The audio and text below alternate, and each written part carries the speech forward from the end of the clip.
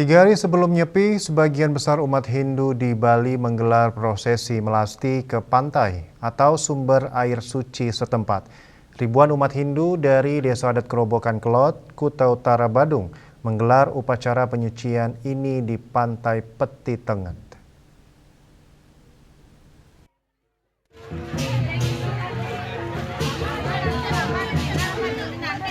Ribuan umat Hindu dari Desa Adat Kerobokan Kelot, Kuta Utara Badung, menggelar prosesi melasti.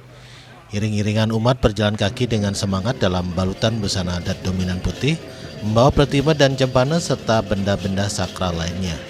Pratima dan benda-benda sakral tersebut disucikan dari kekotoran rohani atau mala di Pantai Peti Tenget.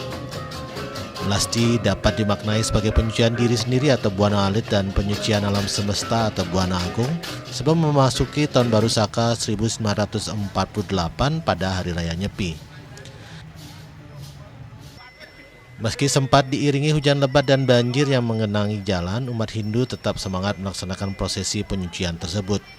Seluruh rangkaian upacara tetap berlangsung lancar dan khusyuk. Raiswantara, Bali TV.